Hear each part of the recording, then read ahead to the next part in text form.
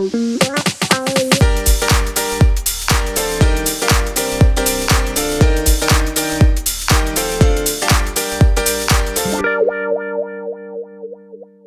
everyone and welcome back to my channel. If you're new to my channel, then my name is Abby and I've been posting a lot of vet nursing content, but there is going to be some more lifestyle sort of stuff around Christmas, which I'm very excited for, but also just when I fancy doing a haul, I will be doing a haul on this channel.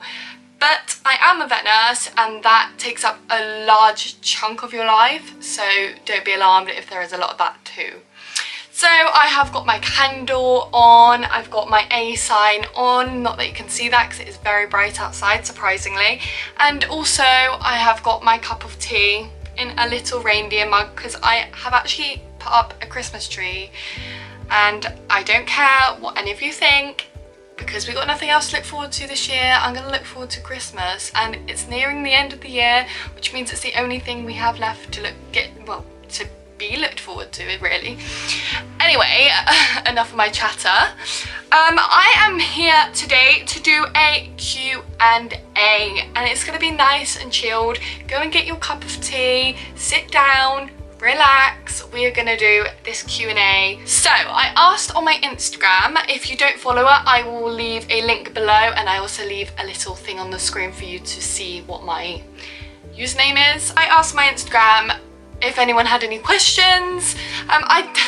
I haven't actually uploaded in about 2 weeks because I've just got a new job as a student vet nurse, and to be quite honest, I'm in a final year of uni and I also have a part-time job doing like just over 20 hours a week, and it takes up a large chunk of your time and I'm always tired now, so yes. So I'm sure a lot of people have questions, which is why I decided to do this video.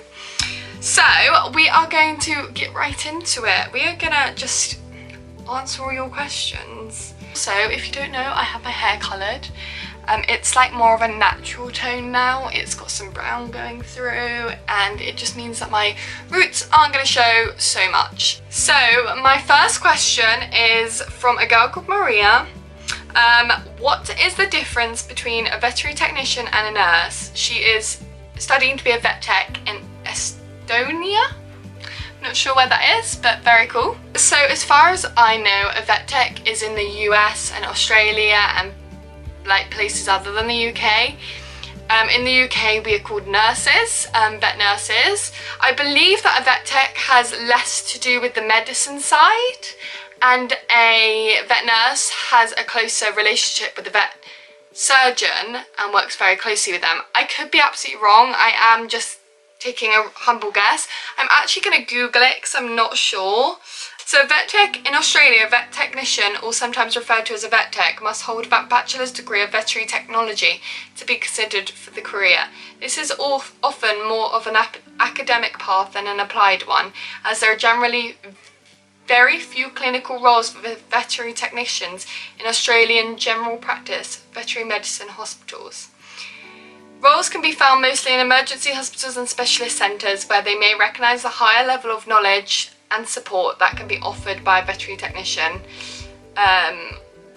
to alleviate the veterinarian's workload. What else does it say? Okay.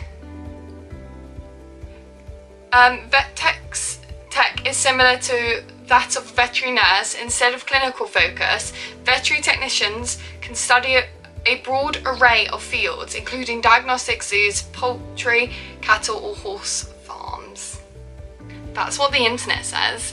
What I'm presuming that means is that they're not the same as nurses. I believe if I go abroad, I am overqualified for the nurses abroad. I could be absolutely wrong again, but that's what I've been told. Whether that's true, I'm not sure.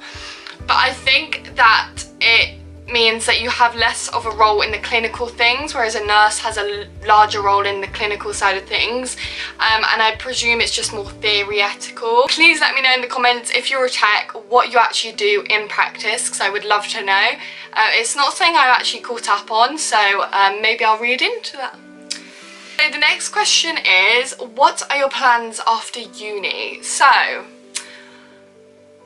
At this point in time, I have a few ideas in mind of what I want to do after uni. I finished uni in June 2021, so next year, which is creeping up so fast. Can I just say this year has gone like, it is full blown, just passed so fast.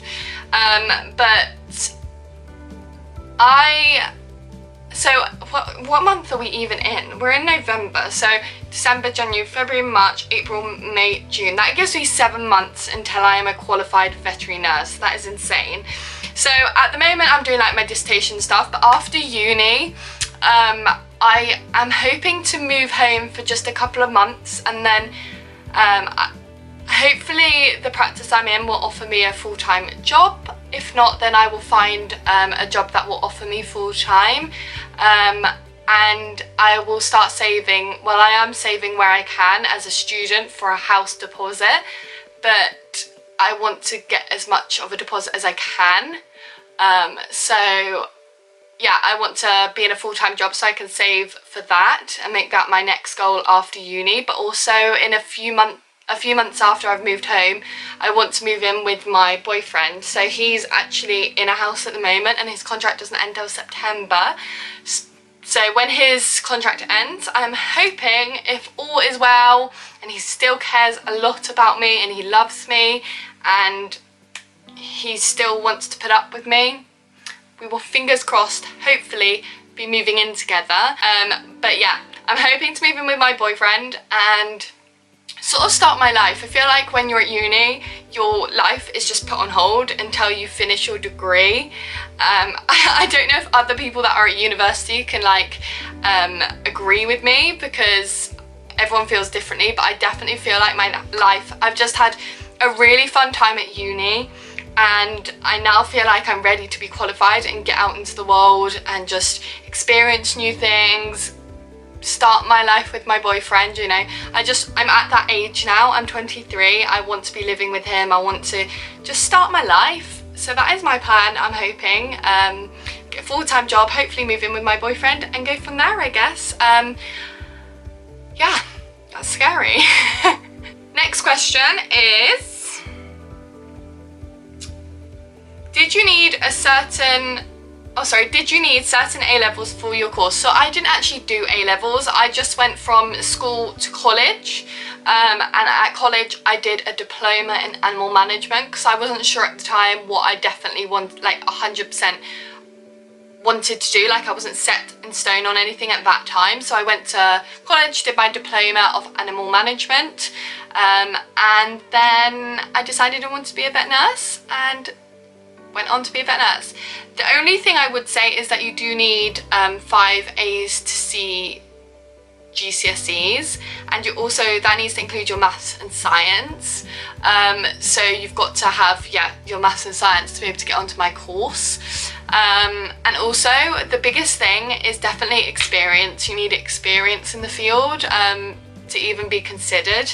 I think that's a biggie. If you can get experience, then you're pretty much there. Next question is, what's the biggest challenge of being a vet nurse?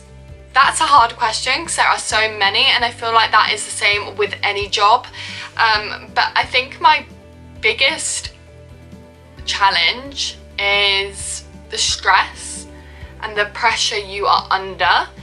The stress takes it out of you, so then you end up being really exhausted most days. So yeah, I definitely say stress. Also, OSCEs were the biggest and hardest exam I have sat. I did upload an OSCE video, exam tips in my experience, so please check that out if you've not already, if you're sitting in OSCE, or you're just curious. But yeah, that was hard, but I definitely feel like when you're working part-time, full-time, whatever it is, the stress really takes it out of you. It's a stressful job to be in, like you're in charge of a patient's life, obviously under the vet surgeon's instruction or direction, but you play a vital and very, very large role in the field. So I do feel like there is a lot of pressure on you, and I do feel like it takes a lot to get used to. Next question is, what's the best thing about being a vet nurse? just helping animals and clients, like educating owners on animal care is like a biggie. Like a lot of people don't realize. We did actually have a patient in the other day, and they had really long nails that were curling into the pad, and it was matted, and you know, there were feces stuck to the fur. And I don't think people realise what they're getting themselves into when they buy, like, say, a long-haired breed dog. So that's just one example, and I like to educate owners on like health and care and what they need to do to maintain that coat or the nails or whatever it is. But also I think the best thing is helping that patient and seeing them from when they come in to when they've recovered. I think that's really fun. But I also really enjoy anesthesia, but I might do a separate video on that and later date, maybe when I'm qualified rather than now, because I've got a lot more experience to come yet. So yeah, I definitely think the beginning to the end, like that patient's journey is just really cool. Like you can see them at the beginning when they weren't very well at all, to the end where they've recovered. Obviously you don't always get recoveries, it can be really sad, and it can be an emotional roller coaster because not all your patients are going to make it, but the ones that do, it's just the most satisfying thing, and it just makes you feel like you've done your job properly. Something I forgot to mention where the challenges are concerned is we don't put them to sleep, but we assist with putting to sleep patients, and that can be really tough on you, especially if you've nursed that patient for a long period of time. I definitely feel like that does take a toll on you. It just tires you out. Yes, you become emotionally used to it, but it doesn't mean it doesn't get to you every now and then. Like, we're human at the end of the day. My next question was, what's your favourite animal to nurse? Well, I like both cats and dogs. Rabbits are scary because they're so delicate. But because we mostly in practice, well, in the practice I'm in, see cats and dogs and rabbits, then I'd probably say cats and dogs. Just because you see them all the time in small animal practice, and I love them. So that will probably be my favourite animal to nurse. What's been your favourite module at uni? That's really hard because I feel like when you're studying for something you hate it, but I think anatomy and physiology was really interesting. I quite enjoyed that, and also pharmacy was quite interesting, learning about the different drugs that we use in practice and things, and the effects, etc. That was quite interesting. Next question is, how do you maintain a relationship while at uni? So I'm presuming that means like boyfriend or girlfriend. So yes, I do have a boyfriend, but I did meet him in my second year. I feel like in my first year, I spent that year just doing uni life. Like, I think everyone needs that time just to enjoy themselves, not be tied down to anything. But in second year, I was on placement year, and I actually met my boyfriend through one of my close friends, whose boyfriend was good friends with him. So I met him at a really good time, and it's hard, like, not to lie, I'm gonna be like brutally honest, it's hard. Like, you're studying, you're trying to be social with your housemates, and then you've also got a relationship on top of that as well as work. It's hard. If you're with the right person, then it's worthwhile, despite obviously having to find a balance of seeing them and doing your work and uni and friendships, etc. So I do feel like it's a really difficult one, and different people deal with it very differently, and I think I've just learned to adapt. Like, I think at the beginning I was probably worse because I was quite needy, but I've relaxed quite a lot now. But then and again, I am a year and a half into my relationship, so I do feel like it does come with time, and you do start to understand each other's needs and how much space each of you need. So it does come with time, but I'm managing it, I feel like anyone can manage it. 2 of my friends that I live with, out of 4 of us, have boyfriends and they are managing it fine, and they actually don't see their boyfriends for like weeks and weeks and weeks at a time because they're here and their home is somewhere else, whereas this is almost like my home now where I'm at uni. So I do feel like you just learn to adapt. I'm very happy with how me and my boyfriend are doing it. So we see each other at weekends and I spend the week working and doing uni work. So yeah, it works out quite well. I definitely think it's like a personal thing. Like, I do think it's dependent on you as a person and the person you're with. But yeah, I think it can be hard, but it's also can be very easy as well. Next question is, which unis are you top for veterinary nursing? I think there's quite a few good unis. I only applied to a couple because I wanted to be not too far from home. I'm at Harvey University. I've been very happy there. I feel like they've got a good working relationship with their students, and it's like an agriculture university. It was just a college at one time, but now it's a university as well. It's only a little one, so yeah, I like my uni. I'm very happy there. I've been happy there since the start. I think it just depends on where you live as well. As for the top unis, you might not want to go. I wouldn't say there's like a top uni. I don't know. I've never seen the other unis, so I can't really make assumptions. But I'm happy at my university. Obviously it's all a bit different at the moment with COVID. But yeah, I've got friends that have been to other universities and they have been very happy. I've got friends that have done the diploma and been at different colleges and they've been very happy. So I do genuinely think it just depends on where you want to be geographically rather than which uni is top. Actually, that's a lie. It's really important that they're really good at the course they do.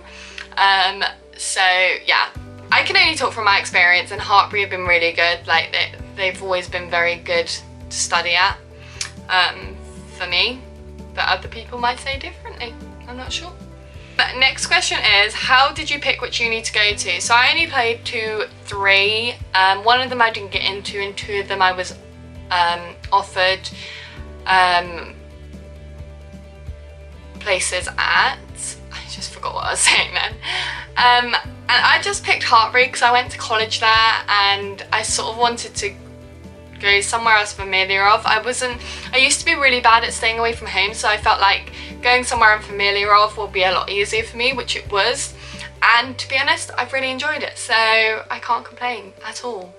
And it's also one of the best, like I said before, I can only talk from experiences, but from what I heard before applying, it was one of the sort of universities that had good workspace and offered good pass rates. So yes, that's why I chose to go to Harvey. Next question is your motivation to start YouTube. So I've always wanted to be like make YouTube and be a YouTuber. It was always fashion and makeup to begin with, but then I started to realise that there are a lot of fashion and makeup YouTubers out there.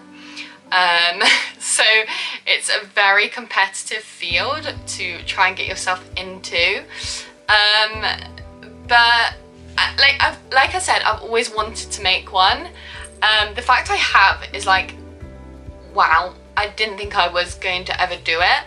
But my boyfriend is very good at being realistic, and he said that I should try it, because what's the point in not trying something? Like, you only have one life, you might as well try and do everything in that life. So I thought I'd give it a go, and I met loads of other people that were starting off as well, and I think we've just all grown together, which is lovely. And I've kind of found my niche, like sort of fashion, makeup and vet nursing, but mostly vet nursing is my thing because that's what my life is taken up of. So yeah, I think the motivation was that I'm getting older now, and there comes a point where maybe you can't do it because you're too old. Not necessarily, but I don't know, I think that's just how I thought about it. And I was like, what's the point in every day wanting to do something and not doing it? Like, that's how I felt anyway. So I just did it despite the embarrassment and nerves. I did it, and actually it's picked up really, really well. So if you ever want to make a YouTube, or you know, there's something you really want to do, just do it. Like, in actual fact, no one actually cares. Like, I thought so many people would judge me, like especially from school. I was actually bullied in school a little bit, not like massively, but I was bullied in school, and I do feel like that sticks with you, and you're like, oh my god, I'm not going to be able to do that, or I'm not cool enough to do that, you know.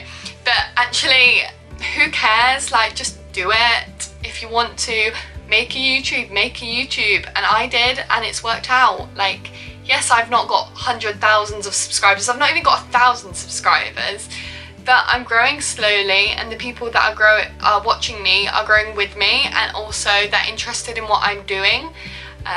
So yeah, I think I've just gone on a bit of a ramble there, but I do feel like my motivation came from seeing other people in the same position of me, of wanting to start a YouTube and not. And then also I've wanted to do it for so long. How long that's not been recording for, so I'm just going to quickly go over what I just said. It's got like a timer, I think it's a 20-minute timer. But yeah, the motivation for YouTube has definitely come from not caring what other people think. Obviously my boyfriend's really supportive, so I think his support was really encouraging. So that's kind of why I started it, and I just don't care what people think of me anymore. If people don't like me, then fine. I've literally just got this whole new side to me that I didn't have before. I used to be really insecure and like used to care so much about what other people thought of me, and now I'm just like, there's no point. You've only got one life. If you want to do something in that life, then do it. That's my thoughts. I'm just going to stop and have a sip of my tea. I'm really sorry if the lighting's terrible. Honestly, it's so bright out, and I've got like a random bit of light here. Oh well. If you've never tried biscuit tea, go and get yourself it. It's by, I can't remember who it's by, but it's a yellow pack and it says biscuit tea on it. Go give it a try. It's lush. A bit sweeter than your normal tea. I'm just going to do one more question, and that question is, what's the hardest part of, what does it say? Hardest part of vet nursing. I've kind of covered this anyway, but I definitely think, obviously, seeing the sad side of things, obviously you put to sleep quite a few animals and you're assisting with really sad events that have happened to someone's life, and that can really take a toll on you when you see it every day. So, and then on top of that, you've got the pressure of how much people rely on you, and then also because you've got the pressure and the stress, you're constantly tired, which means it's just like this vicious cycle. But you do get used to it, and yes, it's hard at times, but I just see it as I'm helping animals, and that's all I've wanted to do most of my life. So, well, actually all my life, all I've ever wanted to do is help animals. So realistically, I'm in the right job for me, and I enjoy it. So I couldn't imagine being in like an office job or anything. Some people it really suits. I am so sorry about the light. Like, what is that? But yeah, some people it suits, others it doesn't. Me, I just couldn't stare at a screen. I get too many migraines to stare at a screen all day, and I'm not very theoretical, I guess you could say, even though I'm at uni and in my final year. I'm doing pretty well so far. I do feel like I couldn't just do an office job. I'd just be so bored all the time. That is it for this video. If you enjoyed it, give it a big thumbs up. And if you could please subscribe down below, then it will really help out my channel. My aim is 1,000 subscribers now that I've hit over 500. And I hope you enjoyed your cup of tea whilst watching this. Go check out my social media as well. And yeah, if you've got any suggestions, then just leave them down below. I am open to all suggestions. But yeah, I will see you guys next week with a new video.